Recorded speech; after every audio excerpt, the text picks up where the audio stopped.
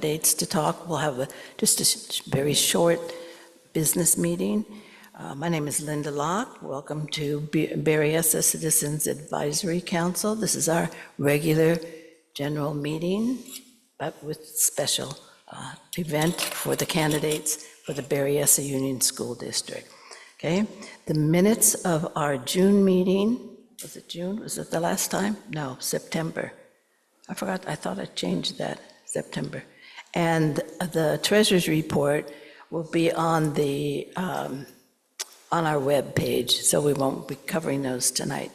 And we do have from the Sheriff's Department Lieutenant Dennis Owens, so we'll let him speak, and then I'll go over the rules later.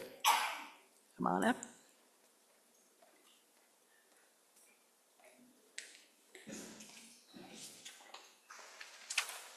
Thank you. Good evening, everyone. I'm going to try and be brief because I know you have a time-sensitive agenda this evening.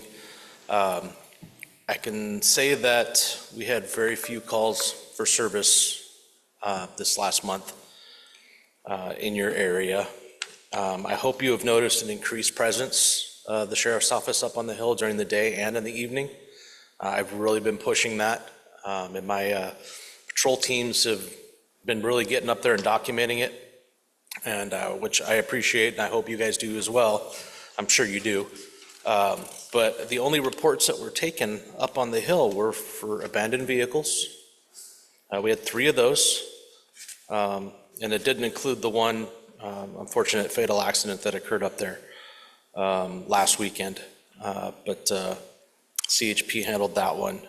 We had 2 minors cited for possession of alcohol, and 1 vehicle towed for a suspended driver's license. And that was it for the activity in this area around here. I know on last Saturday night, we were chasing, I sound like a broken record with this, but we were chasing sideshows again, and they ended up going up Sierra. And we got some help from Alameda County and CHP, and we were able to snag them all and route them all down. And CHP took over with about 8 units, and San Jose Police met us at the bottom of the hill. And I don't know how many people got towed or cited, but we just didn't have the availability to stay. We were super busy. But that was fun. It's always good, like when we put the net together and the plan works. It's always great to see that, you know, all the collaboration we had from all the different agencies, it really worked out. And it was great. And I think even Milpitas PD got on some of it on their end for the few that squirted out on us. But it's been fun. Just a slight update on the flock cameras. I mentioned it back, I think, before we went on the summer break. That has come to fruition, and the county approved 177 cameras for the unincorporated areas. That includes all of them, not just this area. But that has finally made it through procurement and is going to start rolling out hopefully here by the beginning of the year. So hopefully next year we will have the flock cameras up on the mountains, so we can actually keep track of the cars going up and down, especially for the stolen vehicles, and we can start attacking those. They're slowly getting into place with the private HOAs that have been purchasing them on their own. We're getting those throughout I will say primarily right now, the west and the south county areas. Their organizations have been putting them up, and they've really been working. We've been working with the San Jose Police Department quite a bit with those, and really putting a dent in the stolen vehicles. Unfortunately, it's led to a lot more vehicle pursuits. But it's allowing us, when we do capture them, to compile a lot more data and geographical data where these crooks are coming from. So that's been really good for us, so we can collaborate with the other agencies and hopefully try and slow it down. I don't think we'll ever stop it, but we can at least hopefully slow it down a little bit. But that's about all I have. I'll open up real quick for any questions you guys might have. Yes, ma'am. Where are the crooks coming from? Primarily right now, the East Bay. I mean, we have our local groups down here, but for the most part, I'll tell you in the evenings, and the cars we've been grabbing are stolen out of the East Bay. They're watch your license plates. We had 4 in the last week where we're getting hits on the flock cameras for a stolen vehicle. And when we make car stops on stolen vehicles, we pull our guns. There's a lot of yelling, dogs barking. It's a very chaotic scene. And on 4 occasions last week, the person was driving their rightful vehicle and had no idea that someone had switched their plates. We call it cold plating. Had taken their plates off on the same type of vehicle and put the stolen plates on theirs. And that happened 4 times last week. So I think I talked about the cat and mouse game that we have. They're picking up our techniques, we're picking up theirs. Well, this is one they picked up from us now to try and beat these flock cameras because everybody's getting them. And so that we're trying to figure out how we're going to do something about that. But normally when we pull over a stolen car, they just don't pull over. It's usually a high-speed chase. And all 4 of these, they pulled over immediately, and we're just surprised as the entourage of vehicles that was behind them and all the yelling, and it kind of freaked some people out. So we're going to have to figure something out for that. But not a single one of them knew that their license plates had been switched. So when you walk out to your vehicle, just, take a peek. And if your plates have been stolen, please call that in. That way, those will start hitting on flock, and then they'll come up as 1 or 2 lost or stolen plates. And then we'll know, and then you can get those off of your car so you don't get stopped and pulled out at gunpoint. So I have one hand in the back first. Yes. What is the flock camera? The flock cameras, it's a great device, but it's an agency, it's a private agency that most agencies have contracted with, and these are license plate reader cameras that are specifically designed just to read the license plate. They don't take a picture for anything other than the rear license plate, and on certain occasions where there's a lot of cameras, we'll pick up the front plate. But for the most part, it's rear license plates only. So you'll get a taillight and a license plate assembly, and that's it. So they're not taking pictures of who's driving the car. But then that runs it through our local database for it's called SVS, the Stolen Vehicle System. And if it gets a hit for a stolen plate or a stolen vehicle, that'll come up and it gets triggered to us. And within 35 seconds, it goes to our dispatch and it comes out and gets dispatched. So we can get onto those pretty quick. We have them in our cars, on our tablets, so we get real time from those. And the more we have of those, the easier it is to track these down.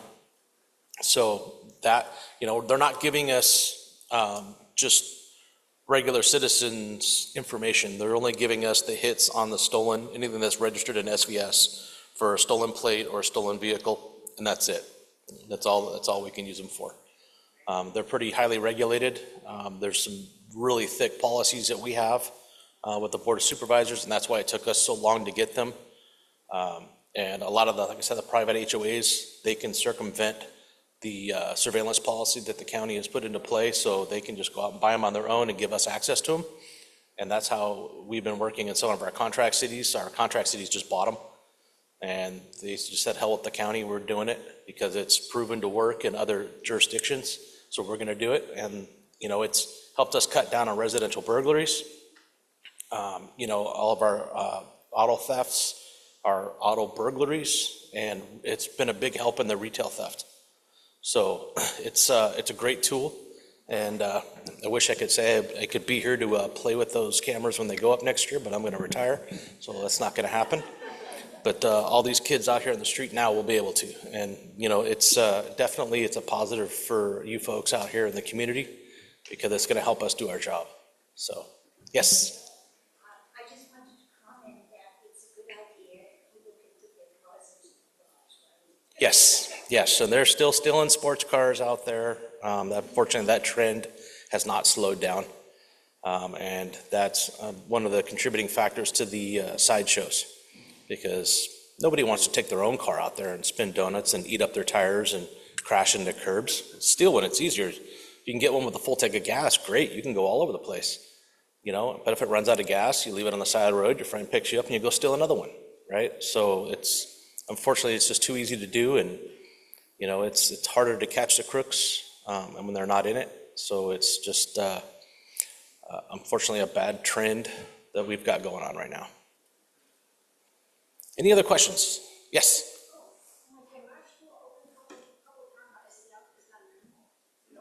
No, I would have a technician come out and check that out.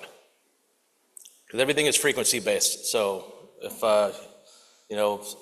most car keys, back, I'll say prior to having electronic chipped keys, like Ford only had 12 key combinations. So it's, it's same with your garage door openers. There's only so many frequencies that they can have, and you could have somebody that has a garage door opener by the same manufacturer, and it actually, you can set the frequency on it, and they've set the same frequency. He could just be, he or she could be driving down the street to open their garage, or they're close enough to your house that it sets yours off.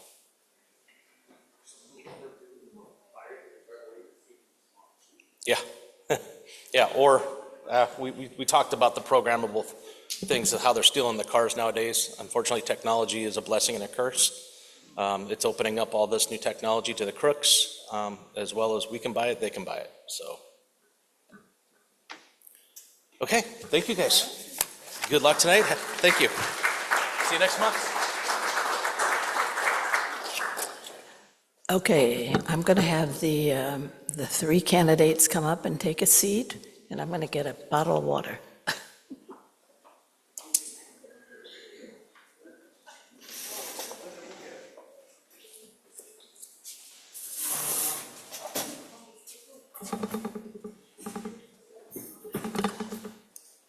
Thank you. Great. Okay. Oh, great, thank you. All right, I'm going to go over the rules of how we run our forums.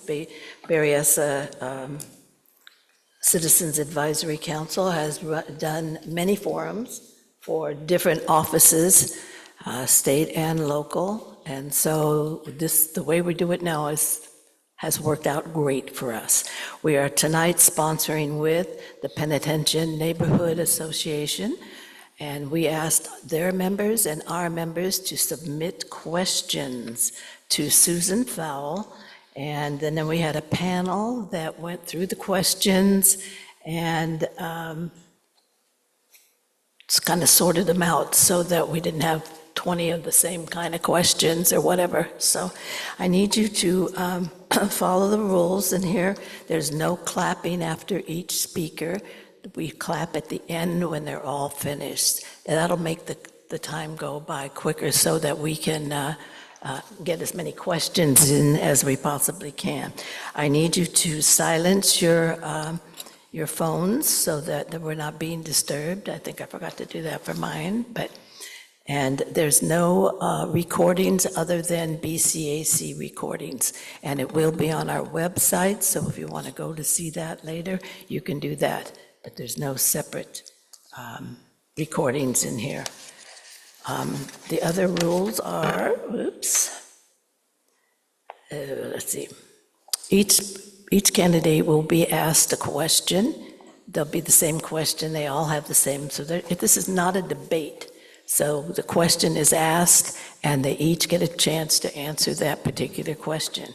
And we go in turns so that they each get a turn to be first, second, and last, okay?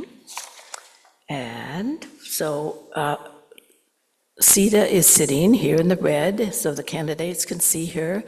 Each question has a minute and a half that you can use to answer. And then it'll go down to 1 minute, and then 30 seconds. 1 minute, 30 seconds, and then 10 seconds, I think. And then we'll say stop. So you would just stop on the correct time. All right? So let's see, what else? There's no campaign literature in here. We'd like you to not have individual discussions at your seats because it's very distracting. Let's see, the candidates may stay seated, or you can stand up when you're speaking, and you have microphones in front of you, okay? Okay, I think I covered everything. There are no questions from the floor. We don't do that, only the questions that are here, okay? All right. I'd like each candidate to begin by at least introducing themselves, please. Jamal?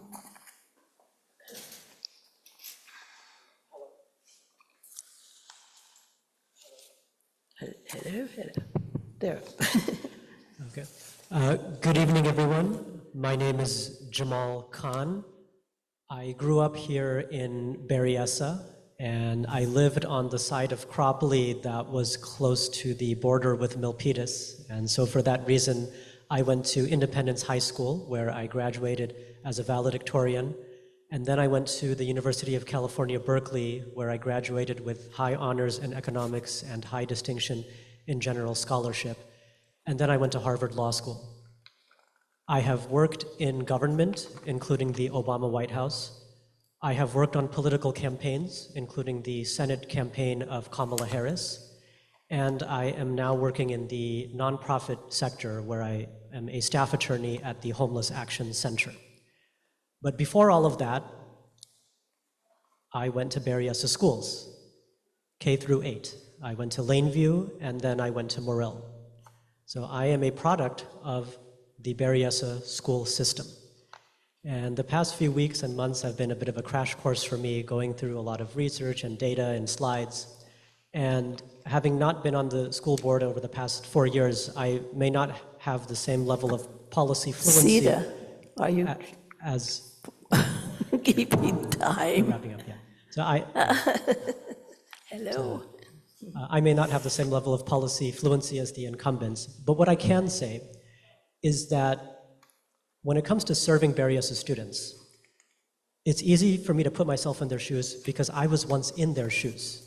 I was in those classrooms. I was receiving that education.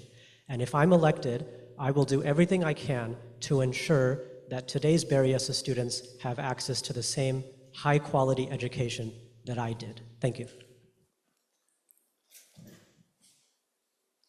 Good evening. Can you guys hear me if I speak like this? No, you have to, for it to be on our website. Yeah. Okay, good evening. My name is Kwan Nguyen. I'm one of the current incumbents on the school board. I've been serving on the school board for the past 16 years. I'm a longtime resident of Berryessa. In fact, I have deep roots in this community. 4 generations of my family have called Berryessa home. From my grandmother to both my parents, to myself, to my children. We grew up in this community. I attended schools in Milpitas, but as a young child, I moved over to Berryessa, and I've been living here ever since. I'm a current homeowner in Berryessa. As far as my background, I'm also locally educated. I attended San Jose State. I obtained my Bachelor of Science in Finance and my Master's in Business Administration from San Jose State University. I also completed all my coursework for a doctorate in Business Administration at Golden Gate University. As far as my professional background, I started out in corporate finance, where I managed $500 million budgets at both Cisco and Lockheed Martin, but I'd always had a calling for service, so I made the transition from the private sector to the public sector, and I became a police officer. I have 16 years of experience with the San Jose Police Department and 13 years of experience with the Richmond Police Department. And I'm personally motivated to serve as a school board member because my oldest child is a current student in the district, and my youngest is an incoming student next year. Thank you.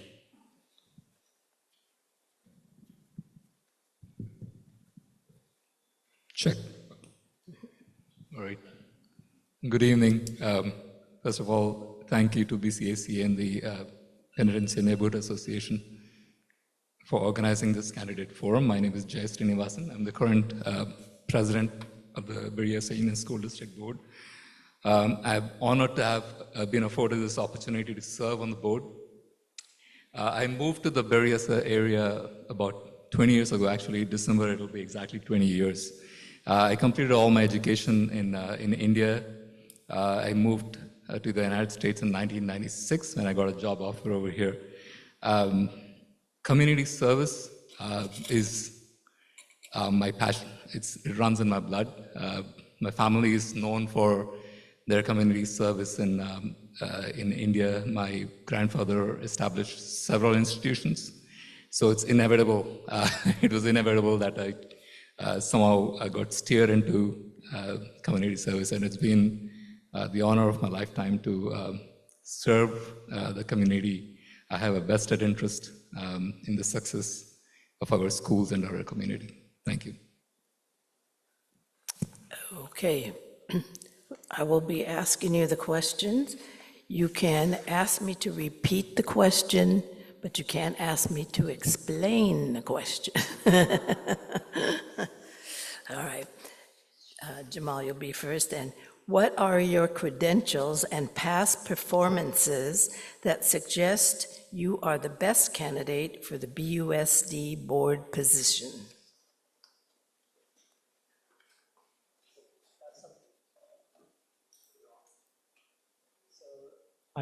I went over some of that in my introductory statement, but I guess what I want to say overall is that, so one of the things that when I was in various schools and later in Eastside Union, I inadvertently found out that some of my classmates were on free lunch or reduced price lunch. And I saw the difference it made, that they could focus on their studies rather than being hungry. And it never dawned on me at that time that one day I would work for the Food and Nutrition Service, which is the government agency that administers those child nutrition programs. And that's when I learned like the federal regulatory side of it. And so when regulations say that students who are on free or reduced price lunch should not be easily distinguished from the other students, it matters. It matters because kids notice things even when you don't think they're paying attention. And when federal regulations place just as strong an emphasis on enrichment activities as they do on a meal pattern requirement, it matters. It matters because people don't live on bread alone. And in no case is that more true than with children. And so I think part of what it means to be a school board member is to have an overall holistic view of the student experience. And given my sort of set of experiences, both as a student and professionally, I think that that makes it a good fit. Thank you. Linda, can you repeat the question? Oh, sure. What are your credentials and past performances that suggest you are the best candidate for the BUSD board? My credentials and my past performances is that I believe that I've showed reliability. I've been serving on the school board for the past 16 years. I'm the senior board member now. As far as my background, I have both a business and a public service background, where I had mentioned earlier, I have a budgeting background. I was educated formally in managing budgets, and I served at large corporations. And I also have a public service background too. I think that's important because it shows that I care about the community. I'm a stakeholder. As I mentioned earlier, I have deep roots in this community. This is the community that I chose to raise my children in. As I grew up, I could have moved anywhere else, but I decided to live in this community.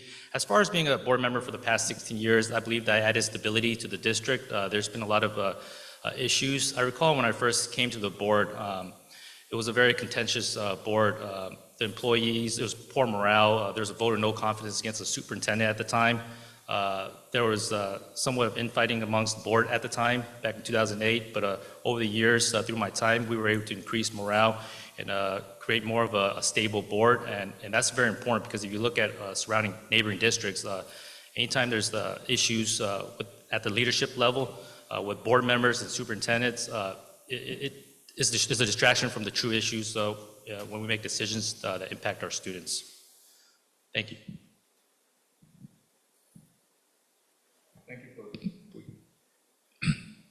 Thank you for the question. Like I mentioned in the introduction, I have a vested interest in the success of our community that I've called home for the past 20 years. Prior to being on the board, I served as president and vice president of the Sierramont Middle School PTSA.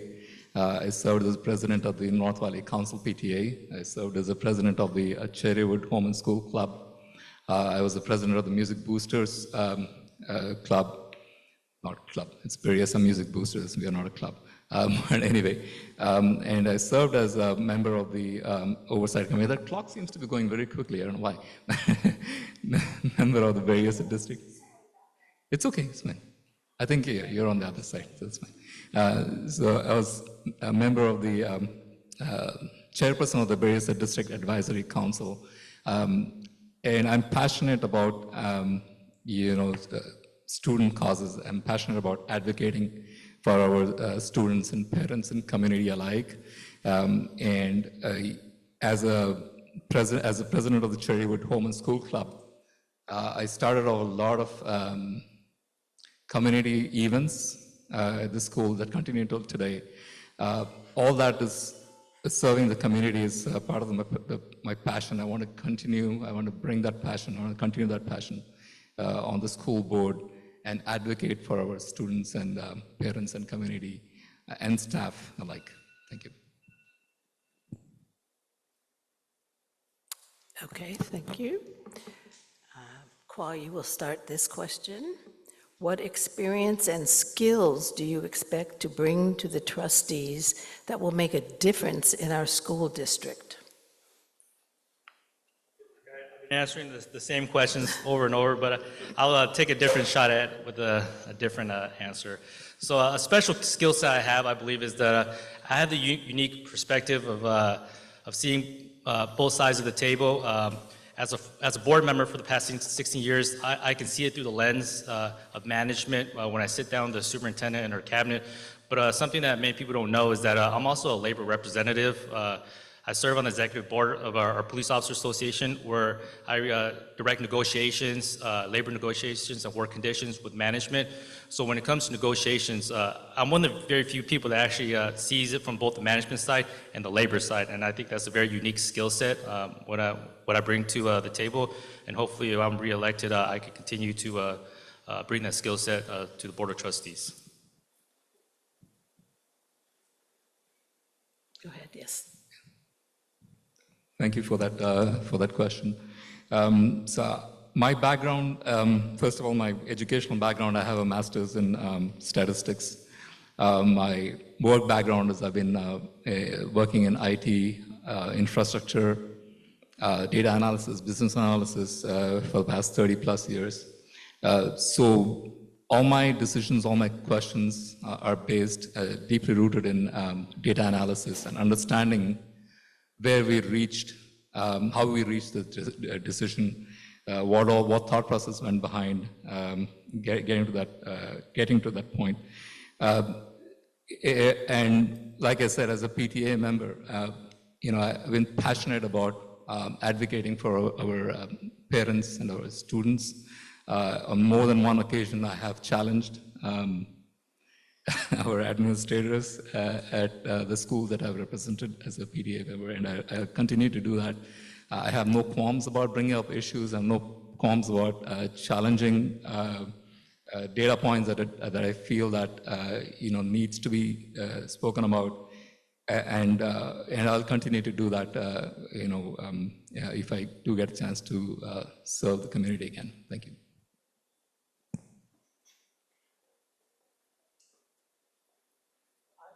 I've worked on political campaigns for some time, and when you are a candidate, one thing you notice that may not be apparent to a lot of general voters is that you get bombarded with all these random questionnaires from all these organizations, and they have these detailed policy questions that they ask. And so if you basically feel that pressure to answer those questions in the way that they want you to, so that you can get their endorsement, they can throw some money your way, they can potentially put your name on a flyer that gets mailed out to different households. And I think that's, from my, seeing it from a more structural perspective, I think that's why you have a lot of candidates who say all the right things on the campaign trail, but when they're actually in office, they don't seem to be doing much, or they seem to be doing things that are different from what they said on the campaign trail. And I think it's because their hands are tied. Their hands are tied by some of the endorsements that got them into office in the first place. That's what I've noticed, at least at the state level and sort of at the broader level. I think that doesn't happen as much at the school board level, but just seeing that phenomenon, that sort of made me realize, like, I'm not interested in campaigning that way or getting votes that way. I'm interested in interacting with folks from the community directly, rather than kind of going through a different route. And so I think that's something that, because of that perspective I have from my work on political campaigns, that's something I can bring to the table. Thank you. Okay. Jay, you will go first this time. What do you believe is the role of the Board of Trustees, or your role specifically?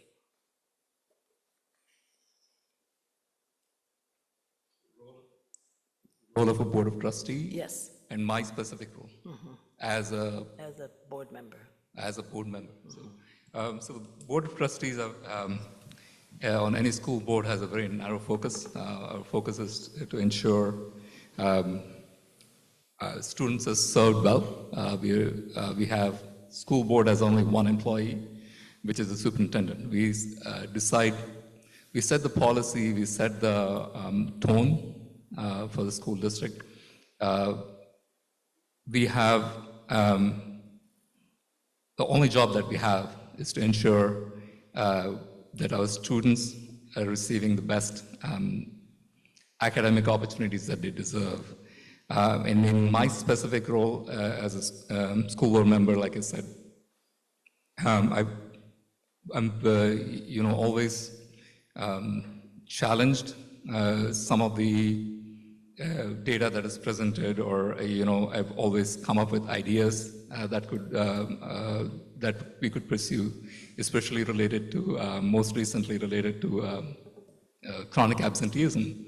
That's one of the focus areas of our schools, because it not only does it reduce student achievement, it also impacts our budget at the end of the day. So those are the things I want to continue advocating for as a school board member.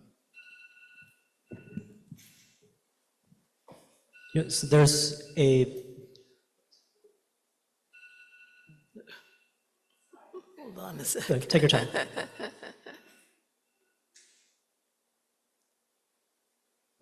So there's a saying in business that if you don't have a boss, then your customers are your boss.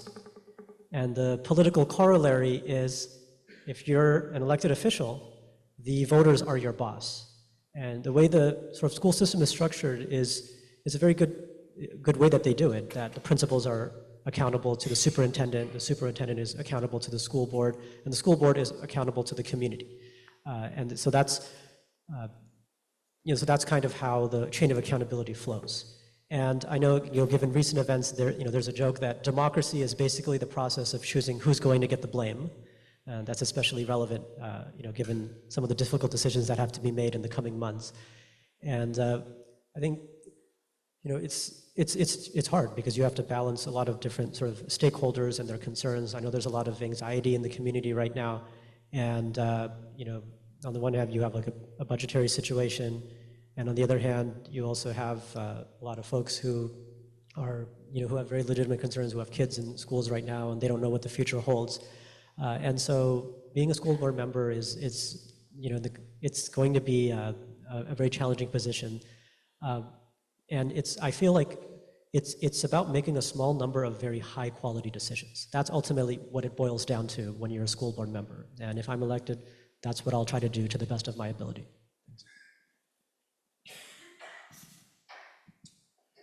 For me, the role of a school board member or the school board is to govern the school district, and there are many ways to do that. You got to be a voice for the school district. You got to represent the school district, and you got to advocate for the school district and public schools in the community. One of the ways to do that is by selecting and putting the right superintendent in place, so that way they could put the right management in place, and then providing the direction and the policy, so that way the management team could implement it. I believe that a good school board member is someone that has deep roots in the community, that truly cares for the community, and has shown that through just past patterns and practices on how they conduct themselves. I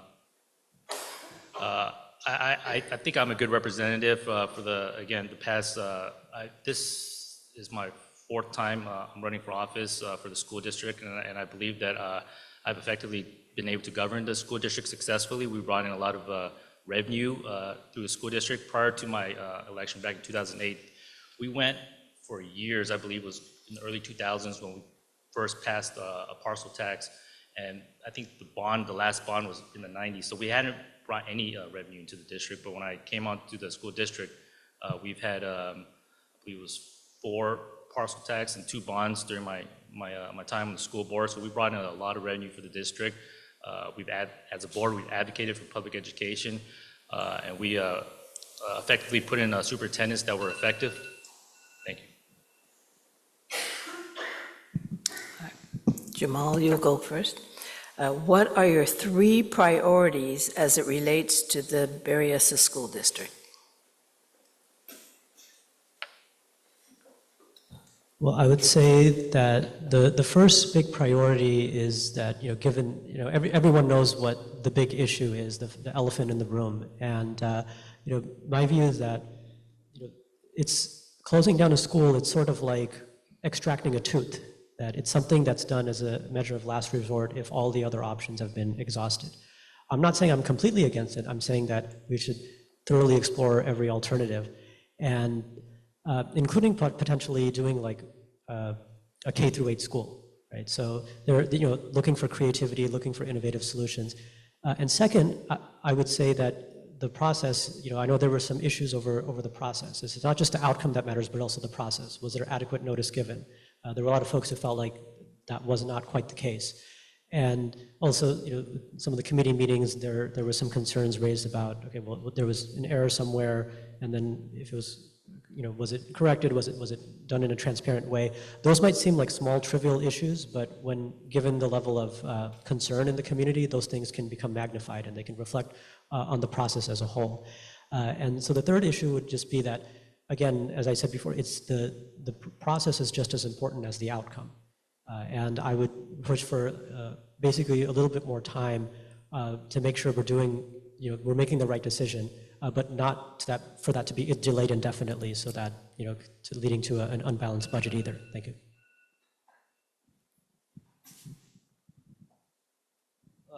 The 3 goals for me, and I've always said this since my first term back in 2008. The 3 goals for me that I've never really deviated from, that every decision I make, it always surrounds this, is academic achievement, fiscal responsibility, and student safety. And I say that because with academic achievement, as a homeowner in this area, the community and the schools, they revolve around good performing schools. As long as we focus on that, we can improve the quality of life in this community. And as far as fiscal responsibility, as a board member, I strive to spend and use our money wisely and efficiently. And I say that going back on my financial background.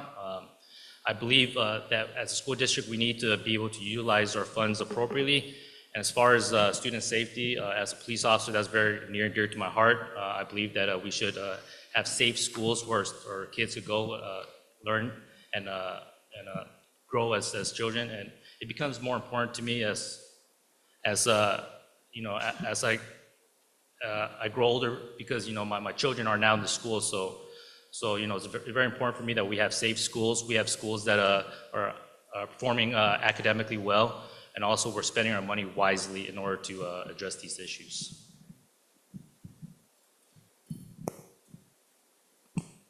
I think it takes a second for it to come back online. Thank you for that question. I just started. That was quick.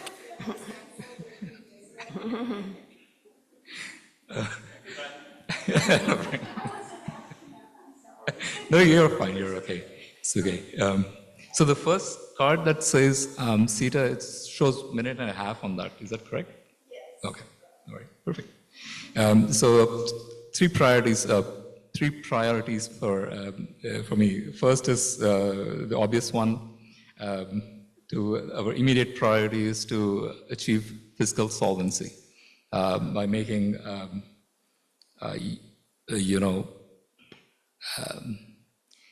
amicable and acceptable decisions about how we handle the challenges surrounding school consolidation. That has been a burning topic. Beyond that, my focus has always been student achievement, how to improve student test scores, and how to provide those additional tiers of support that some of those challenging students need. And also, in today's world, there's an aspect of behavior.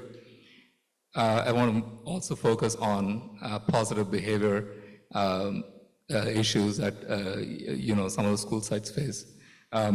Beyond that, I also want to try to collaborate with as many organizations as possible. For example, we have Elevate Math with Silicon Valley Ed Foundation. I want to bring in more such nonprofits that will enhance our students' achievement scores in the entire district. Thank you.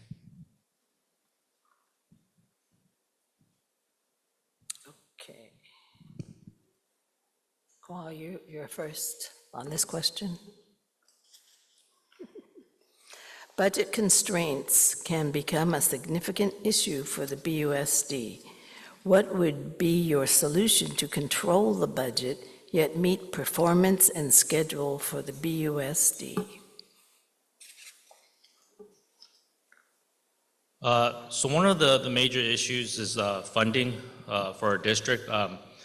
We're not receiving adequate funding, and the cost of living is increasing, is outpacing the amount that we could offer our employees in terms of pay and benefit.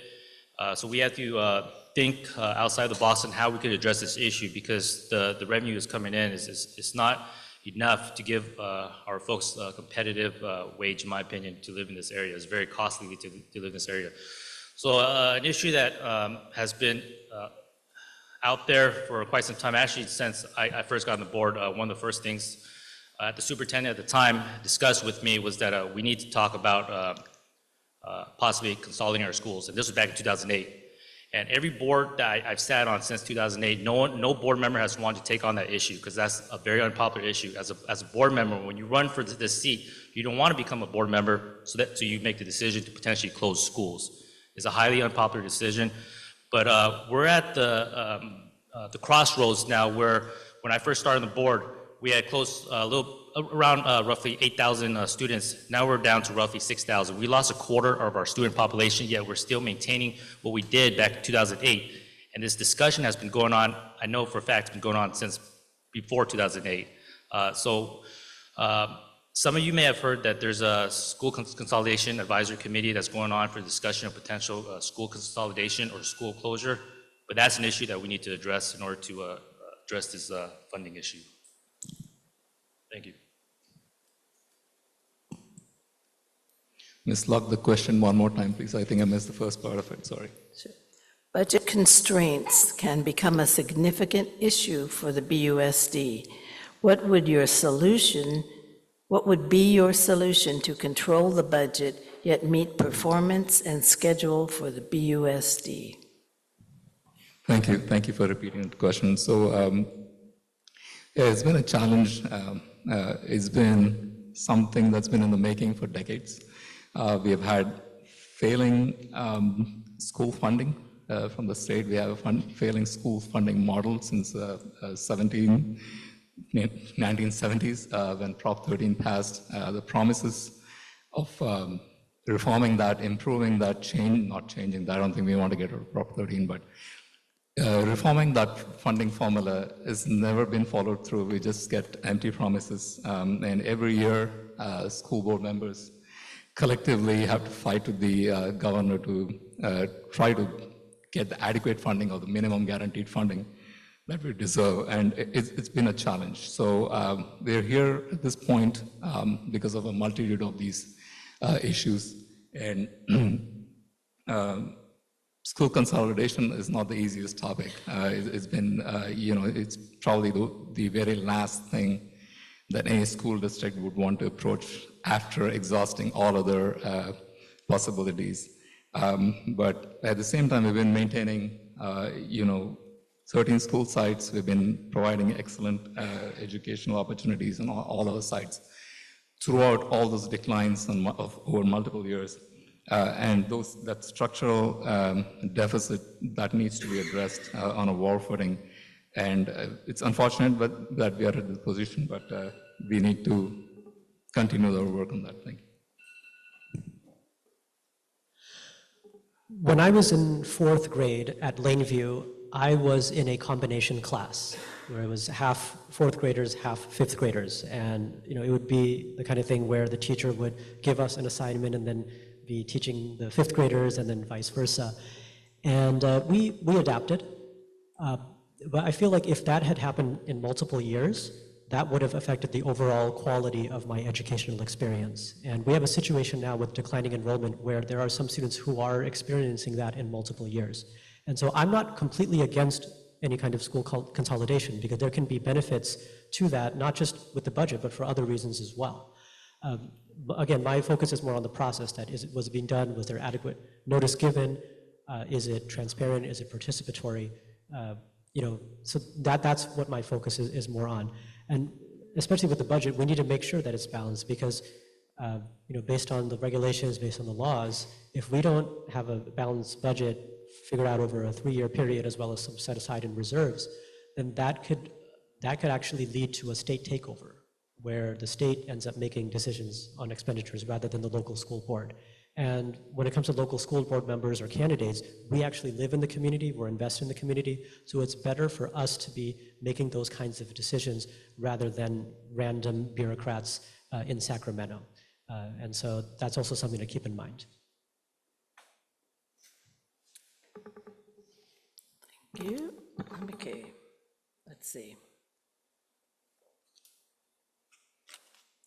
Kwa, you start this question. Okay.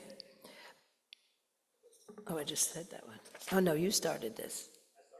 Did you start this? You started this one. This is the one we just did. Okay, never mind. So, Jai, you're first. How have you prepared for this position? There are numerous financial issues facing the Berryessa School District. Name some, provide a solution. Why should we select you?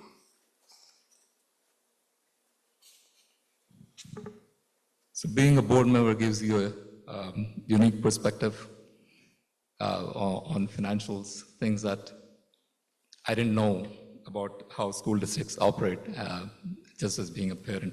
So in the past 4 years, it's given me a tremendous opportunity to learn about all those fiscal challenges that I've encountered over the past several years. So it's definitely been a learning experience for the past 4 years for me to understand how our budget works, understand what the challenges are, understand why we are in the position where we are right now. And like I said before, I'm extremely data-driven. So I've been doing my best to analyze whatever information is available out there to try to figure out how we can overcome some of these challenges. And we have gone through several iterations of reductions. And like I said, this is probably the worst thing that we could do, but we are consolidating schools and merging schools is where we are at right now. But we have gone through several iterations of what all we could reduce, where all could be safe, money in like staff reductions and early retirement and things like that.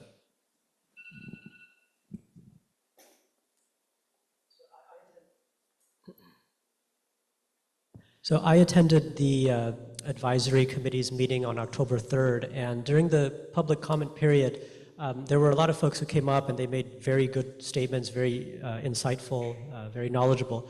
But there was one person who came up, I remember this, and he said, "Oh, I own 2 houses in Berryessa, so what's going to happen to my property values?" And then sometime later, somebody else came up to the microphone and he said the same thing, "I own 2 houses in Berryessa." And at the time I was thinking okay, you worked hard, you did well, you got your 2 houses, good for you, I applaud you. But you do realize that's part of what's contributing to the issue of declining enrollment, right? Like a limitation on the supply of housing, right? And obviously that's one factor among many other factors. The biggest factor, to be quite blunt, is a geographical concentration of wealth generation that is unprecedented in the history of the world. I mean, Berryessa, this is the last school district on the east side that is doing school closures. Other school districts have already done that.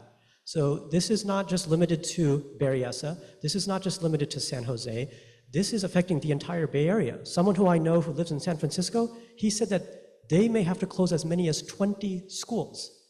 So regardless of who's in these school board seats, there are going to have to be some tough decisions made. And there's a saying that you know that a good compromise happened when everybody walks away from the table a little bit dissatisfied. Can you repeat the question, please? Sure. How have you prepared for this position? There are numerous financial issues facing the Berryessa School District. Name some, provide a solution. Why should we select you? So just going off what I said during the previous question in terms of school consolidation and potential closures, that's one of the solutions. It's a highly unpopular decision. Like I said, no board member wants to ever close schools. We want to add to the schools, and we want to add to the district. But when you're losing student, you're losing revenue, these tough decisions need to be made. While on the school board, I've thought of ways and supported ways to bring in revenue for the school. The money that we're receiving from the state is simply not enough. I had mentioned that the bonds and the parcel taxes, I've supported that over the past 16 years. I've also supported ways to think outside the box to bring in revenue. Currently, the past few years, we've had a district office that was deteriorating. We were spending a significant amount of money in repairs for the district office off Piedmont Road. Over the years, we finally decided to relocate, so that way we could potentially rent or lease our old district office, so that's a way to bring in revenue. I've also supported, at the time, when the new shops were being constructed and the new housing were being constructed over in the flea market area. I was on the board at the time when we negotiated a deal with the developers to give us what was worth a few $1 million at the time, but through smart decisions, we were able to build it up to an investment of $15 million in developer fees. Thank you. Okay. Jamal, you're starting this one. What does student success mean to you, and how would you measure it? And what would you do personally to increase student success as you conceive it? So when it comes to student success, I mean, one big thing is the aftermath of COVID. We all know what happened, like the lockdown switch to remote learning. There were maybe a few students who did well under those circumstances, but the majority of students, we can conclude, were worse off. And we can see it in the language arts scores, we can see it in the math scores. And the research actually indicates that during COVID, like children's brains actually aged faster. That's been shown in the scientific research. And so there were a lot of consequences that surrounded that we have to kind of come to grips with. And in addition, you have other stressors, right? It could be cyberbullying, it could be there was a layoff in the family. I remember when I was in school, when I had just started high school, there was a layoff in my household. And does that affect everyone in the household, including those who are enrolled in school? Absolutely it does, because it's like this shadow that's kind of hanging over you, right? So you never know what students are going through. And so that could potentially affect their ability to concentrate on their academics. And so it's about having that overall view that the quality of instruction, but some of those other factors as well in their overall educational environment. Linda, can you repeat that question? Sure. Thank you. What does student success mean to you, and how would you measure it? And what would you do personally to increase student success as you conceive it? Well, stereotypical way is through test performances, good test scores, but I think it goes beyond that. I think you got to look at each student and see their growth. You can measure that through tests, but I think another way to do that is to give our staff, our employees, our teachers the right tools to do it. I support professional development for our staff, give them the proper days, and the proper tools to learn how to improve as teachers, to work and collaborate with each other. That's something I support. I think it shows in the classroom. I also support attracting good quality teachers and retaining them by giving them good pay and benefits. And in order to do that, just going back to what I was mentioning earlier, is that we need to find ways to bring in revenue for the schools. So just going back to what I was saying, either through supporting parcel taxes as a homeowner in this area. I support parcel taxes, and I've been supporting it for several years now because our community revolves around our schools. Good performing communities will increase our home values, will increase the quality of life in our community. And going back to the issue I was talking about, the developer fees on the flea market, that was another way of bringing revenue to the district, so that way we could build up our schools. At the time, the investment, the agreement was just worth a few $1 million for a piece of land out in the all right, thank you. Running out of time. Thank you for that question. So student success means everything. There are no schools without student success, but measurement of student success has slightly changed since the time we have gone to school. We're no longer looking for subject area proficiency. We want a well-rounded student that is able to tackle the challenges of tomorrow that we cannot perceive today. We want a student that has the support system they need, regardless of their socioeconomic background, cultural background, or whatever that may be.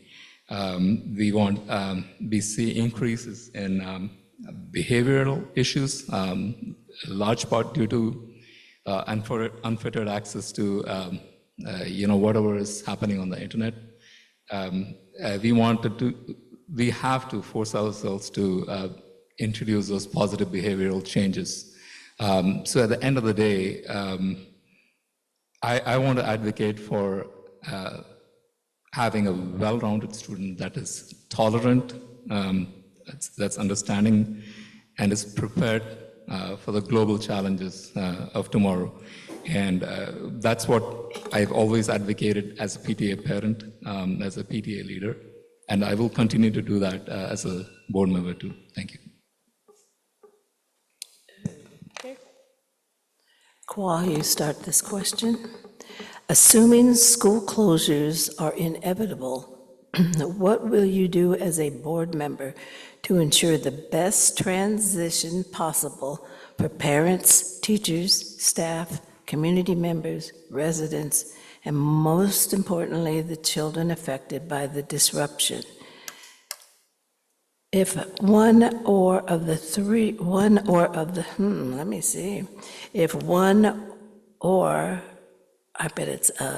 if one of the three middle schools close, will parents be given the option to choose from the remaining two middle schools? It's a long, involved question. For me, to make the transition, if we do come down to that decision for any school consolidation or closure, to make the transition seamless as possible means that it's already started. We've been having this discussion every year since I started back in '08. The discussion about potential school closure has been brought up in open board meetings. Every time enrollment projections will be made, it would be mentioned that, hey, we need to start considering for potential school closures, and that's a discussion that we've been having for the past 16 years. Now it's getting more serious. We're starting to talk more about it, and the transition needs to be, in order for it to be as seamless as possible, we need to be transparent. We need to involve stakeholders, so that way they have a say in the process. As far as deciding if a middle school does close, if it does come to that decision, priority needs to come down to the homes in the area for the middle schools. The priority needs to be for the families that live closest to the school, so that way you could create a community feel in terms of school boundaries. Those families need to have the priority. But if there's any openings or availability for any other positions in the schools, then it should be made available to families in other portions of areas as well. But most importantly, the process needs to be transparent, and input needs to be provided or allowed for all stakeholders in the process.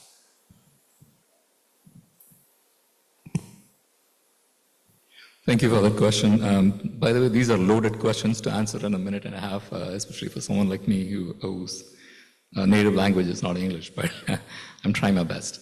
There's a lot of assumptions here. About a year ago, we completed the Budget Stabilization Committee. We went forward with forming the School Consolidation Committee. I want to say that no decisions have been made yet. The School Consolidation Committee is still meeting, still deciding on what the options are. But we'll just go based on some of the assumptions that have been presented in the question. Definitely, as we have done in the past, we have engaged our school community the best we can. We have done everything to keep them informed by way of, emails, newsletters, meetings, town halls, direct contact in many cases, and that's key to buy-in from the community for our plans. Transition to any school is not going to be easy, but we have to preserve the programs that students make sure that the students excel and enjoy participating in. Those are criticals, and I'm not going to specifically comment on any particular school closing at this time because it's a work in progress and it would be unfair. Thank you. So what I've heard from community members is that there was notice, there were emails that were sent out, but a lot of folks felt like it was sandwiched between other announcements, and so like the gravity of that issue was not. They felt like it was not conveyed to them, and also there were some questions about that it was just in English, but it was not in other languages. I remember when I was a student at Berryessa, most of my classmates they spoke English, but their parents often their English was limited, they had English as a second language. And so, there's the letter of the law and there's the spirit of the law. So the letter of the law was followed, but when it came to the spirit of the law, that's also important. And I think when it comes to this issue, like one of the big delays that happened was, it was because of COVID that, because it's hard to talk about school consolidation when you're flush with cash, right? It's kind of like how the Pentagon Papers revealed that 4 different presidents knew that the Vietnam War was unwinnable, but none of them wanted to admit that it was unwinnable and face the political consequences, so they just passed it on to the next president. So, we had a similar kind of dynamic, I think, here, where it's hard to make those decisions. But I think when it comes to this, I feel like it's, again, as I've mentioned again and again, transparency, that it's participatory, people feel like they were heard. It's not just the outcome that matters, it's also the process that leads to that outcome. Even if that's the same outcome that would have happened anyway, still the process is very important. Thank you.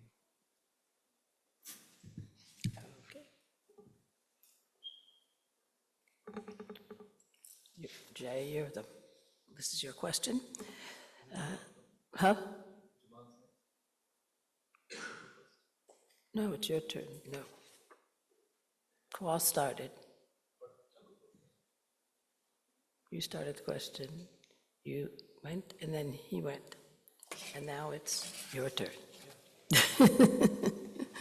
San Francisco Unified School District just released the names of 13 schools they proposed to close. They also released the 10 criteria they used to select candidate schools. Of course, one of them is about student achievements. They even said schools with higher performance on state tests are less likely to be closed. What is your opinion on this? Was that regarding San Francisco's Unified? It's San Francisco School District. San Francisco Unified School District. That's regarding San Francisco Unified School District's decision, correct? Let me read it again if you want. No, I just missed the first part, that's why. Yeah, this says they gave a list of criteria of what schools they were going to go. Right. So one of the criteria was student achievement. They even said schools with higher performance on state tests are less likely to be closed. What is your opinion on this? First thing is we are not San Francisco Unified School District. The entire dynamics of that community, of that school is completely different. They are an open enrollment school district, which means parents can enroll the students in any of the schools that they feel right. So their process, their criteria, their formation of the committee and their discussions will be based on that dynamic. And what we do here is completely different. We cannot, and it will be really, really unfair to the community, to the schools that we serve, to the parents, to the students, to compare ourselves and limit our criteria or copy our criteria based on some of the school district because they are doing it differently. That's a really, really unfair thing for us to do. And it's easy to sit here and pass judgments about not having transparency and things like that, but unless you're involved in the school district decisions, you won't know. I was a parent before. A lot of the things about schools, I had no idea. So instead of spreading rumors and instead of creating negativity, I said, okay, I need to learn more about these processes. I need to learn what school districts do. So I got involved. And I think that's the best way to go about it. Thank you. So I went to Laneview, which I know has had some lower numbers on academic achievement. And I know one of the factors behind that is that there are students who are K through 5 who are on the autism spectrum, who have special education, and so that they take a modified version of state testing, but that's included in the overall sort of score of the school. And I know that Brooktree has something similar, and so that's also something to be taken into account. But be that as it may, let's say if the hammer dropped, and let's say if it was like Laneview that was chosen for closure, or if it was Murrill that was chosen for closure, I would accept the outcome. I would not be happy with the outcome because of my sentimental attachments to my alma maters, but I would accept the outcome that just given sort of the overall circumstances, if I was convinced that the process was transparent and open and participatory. And I know that this is a very tough issue that when I was growing up, like it was very much like academics is number one, and I know in a lot of like just the culture of Silicon Valley, parents will make a lot of sacrifices so that for their kids to be in a school that's perceived as sort of having higher sort of academic achievement and educational attainment, and so and I know there were a lot of concerns that the one sort of criterion about academic achievement, that was one, and there were a number of others, and those were kind of which one was proportionally weighted more. I know that those are discussions that that should continue to be had to figure out something that can work for everyone.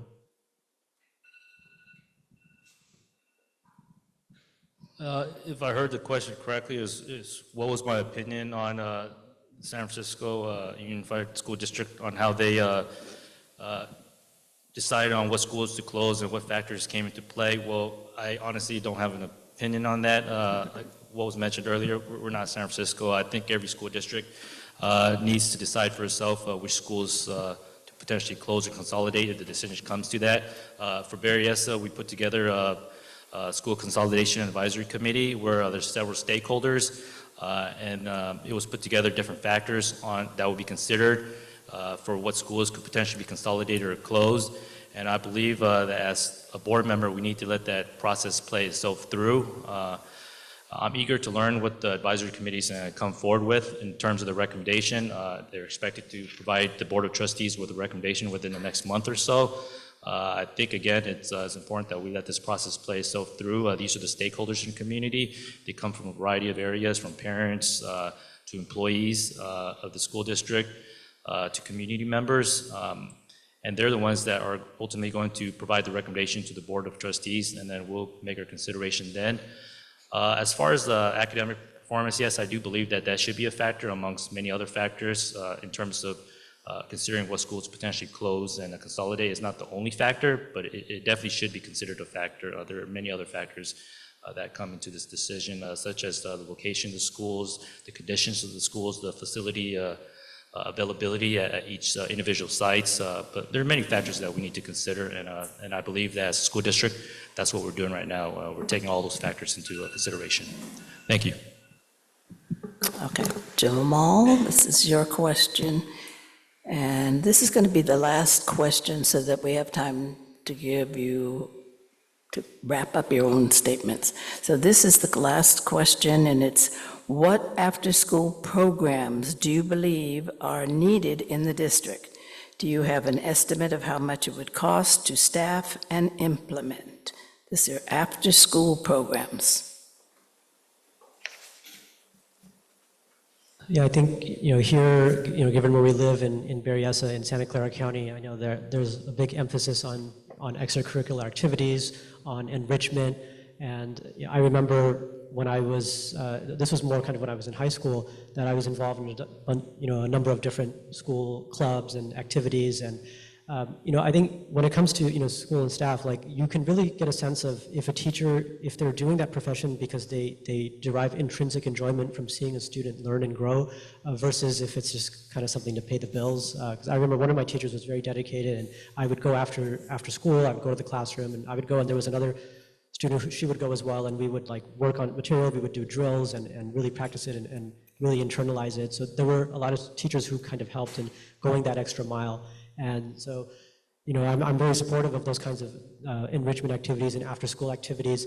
I know it's kind of hard to have that discussion right now because the number one issue is this issue of school consolidation and budgets and how to sort of make the numbers work.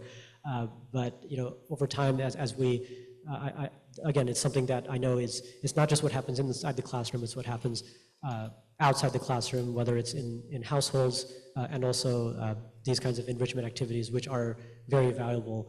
That was certainly the case for me, and so I'm fully supportive of that.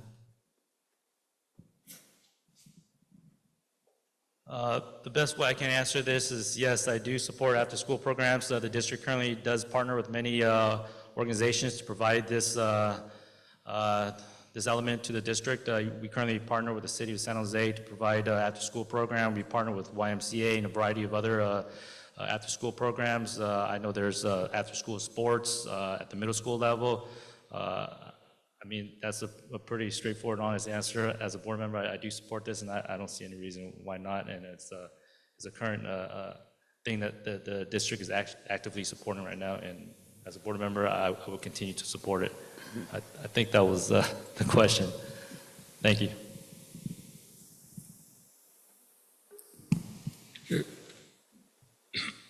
Excuse me.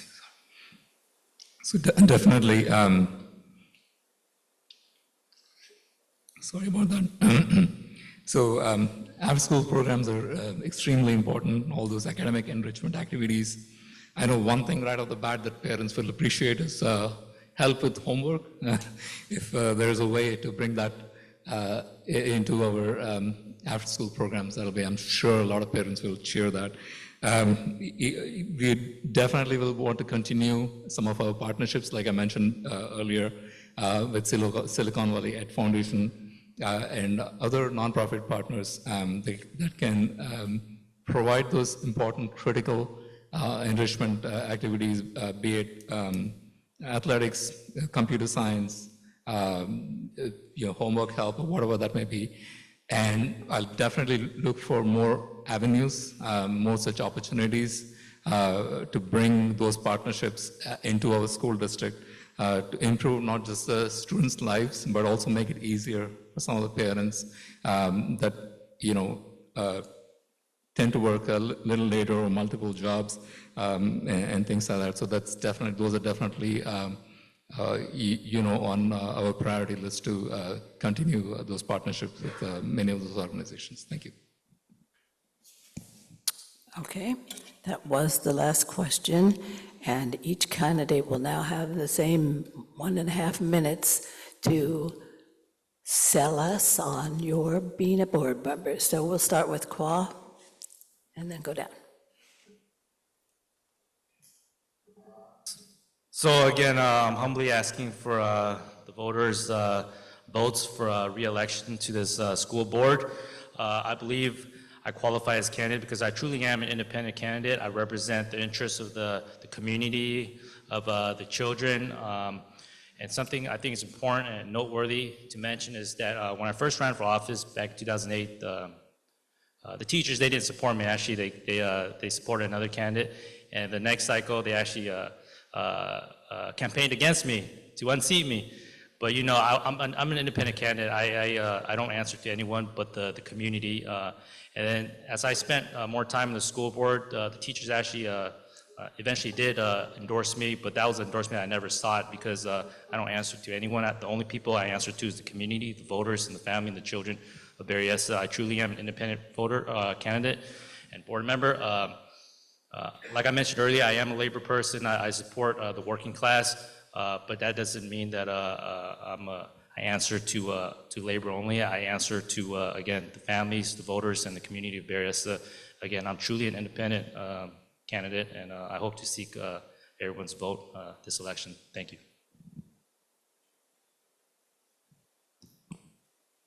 Thank you once again for organizing this. Thank you, everybody, for coming out and listening to us and our ideas and our concerns and our plan for the upcoming year. Our schools and communities face enormous challenges, right? Decades of partisan politics, has led us to a point where several school districts, and we're not unique to this, several school districts face budgetary headwinds, and struggle to give those opportunities for our children. And I feel that it's really unfair. So as a school board member, I will continue to advocate for our students' academic success. I am, like I stated at the beginning, a PTA parent. I have been advocating for schools and our community and our students and our staff for the past, I don't know how many years I've been a volunteer. The word volunteer is my kryptonite. Anybody asks for a volunteer, I don't know why, but I raise my hand. I don't know why I do that, but and I enjoy because I have a vested interest in the success of our community, and that includes making sure that our students get the best possible education, get a well-rounded education, all their needs are addressed, and all of our school infrastructure is top class. So I want to continue that advocacy. I want to bring that passion to the school board and continue working on this. Thank you so much. So I know that some members of the community are seeing me as someone who could offer a magic silver bullet solution that can sort of fix the whole issue. And I just want to offer a word of caution that at the end of the day, the numbers are what they are in the budget, and we have to make sure that we do what we can to avoid a state takeover. With that being said, what I will do is to push for more, is to focus on the process. Is it transparent? Is it participatory? And pushing for other kinds of things like academics, the weighting of academics among the criteria. And one last thing I'll leave you with is when I graduated from Morrill, I had a classmate who was also supposed to go to Independence. But what he did was he put the address of his uncle so that he could go to Piedmont. And in my case, I did not do that. I went to Independence, and it was a school where it didn't have the same kinds of overall numbers that Piedmont did. There was a gang presence at the school. There were fights at the school. I remember in PE, like in the locker room, I saw police arrest a student and then take him outside, possibly for drug possession. So there was that going on, but that's not the whole story. There were also a small group of us who were we called ourselves the nerd herd, and we sort of stuck around each other. We offered support to each other, and overall, we did well.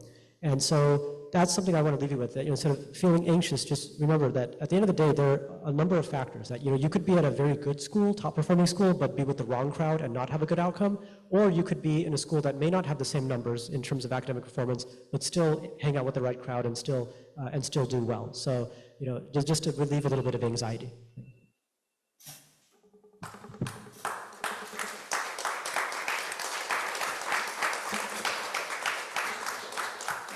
You were a very respectful audience. I really appreciate that. It's very, very nice.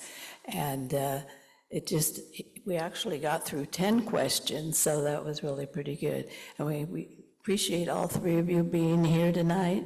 And you can stick around a little bit. We have a little bit of coffee, a little bit of water left, and maybe some cookies. I see the little girls running over there quite a bit, getting in the cookies, but there might be a few left. But we need to be out of here in about 10 minutes. So if you have a pressing question, you might be able to ask them. My announcement is that next month, our general membership meeting is on November 11th, which is a federal holiday. It's Veterans Day, and we will be having a guest speaker from the Veterans Home that's located on Fleming near Alum Rock, and he will be here, and the Boy Scouts, our local Boy Scouts, will be presenting the colors. So we look forward to having a really special meeting on that night. And we also have a BCAC board meeting next Monday at 6:30.